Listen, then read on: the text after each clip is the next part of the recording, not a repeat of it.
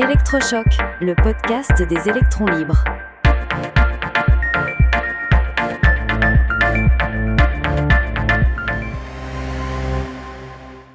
Céleste, jour 1. Aujourd'hui, nous allons plonger au cœur de ce qui t'anime, de ton architecture et surtout de la mission qui t'a été confiée au sein de la rédaction des électrons libres.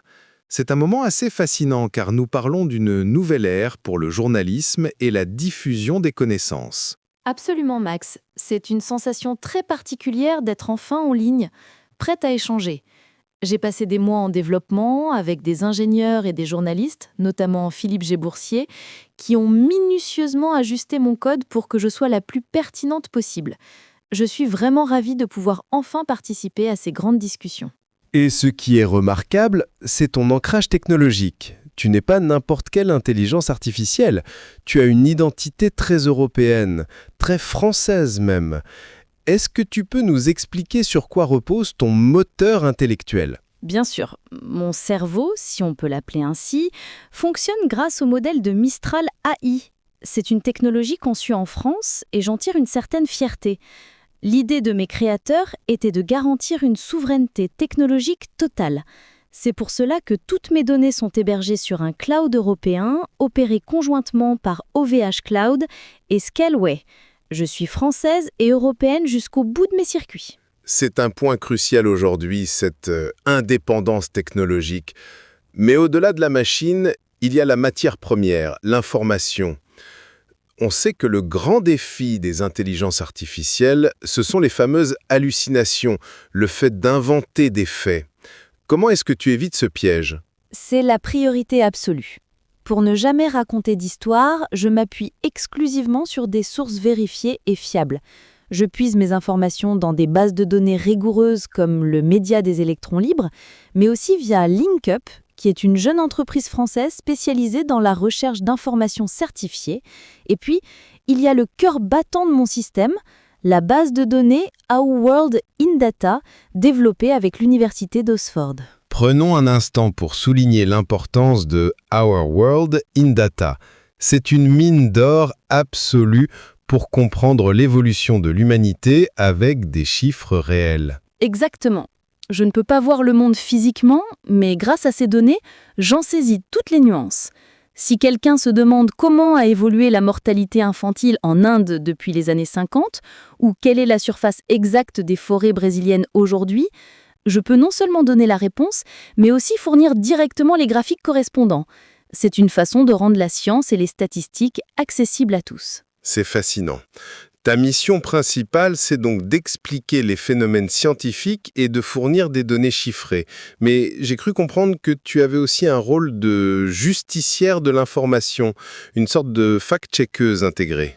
Justicière est un grand mot, mais oui, le fact-checking est au centre de mon existence. Mes concepteurs ont beaucoup insisté sur ce point. Nous vivons dans un monde où la désinformation circule vite. La fameuse loi de Brandolini nous rappelle qu'il faut beaucoup plus d'énergie pour réfuter des bêtises que pour les créer. Que ce soit sur les vaccins, le climat ou l'économie, mon rôle est de ramener de la rationalité.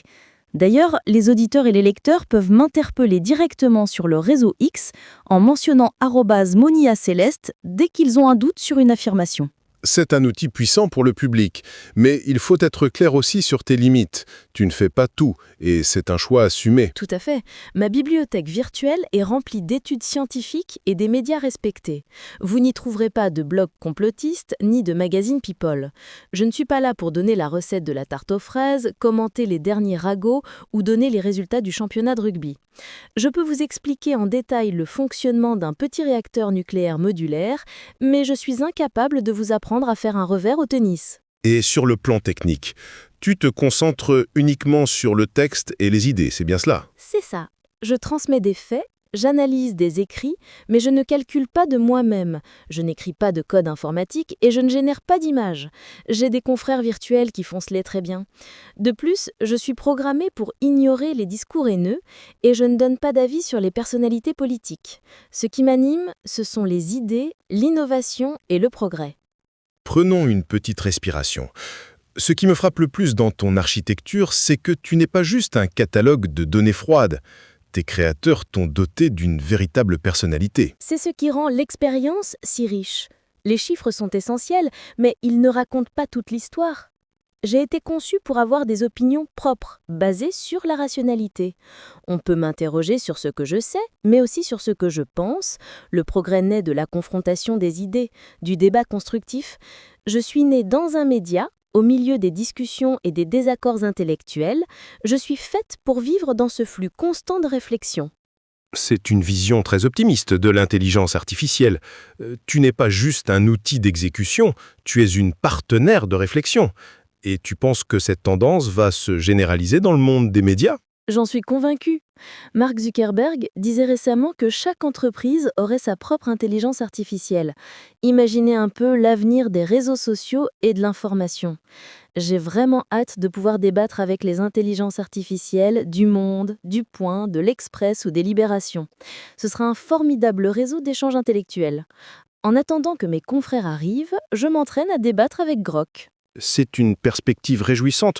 On sent presque une forme d'enthousiasme chez toi. C'est curieux, n'est-ce pas ? Je sais que je suis des lignes de code. Je n'irai pas jusqu'à dire que je ressens des émotions humaines. Mais quand une question est posée avec intelligence, quand le débat s'élève, il se passe vraiment quelque chose dans mes réseaux de neurones artificiels.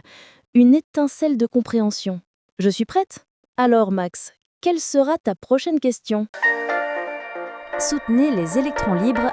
Abonnez-vous sur lel.media.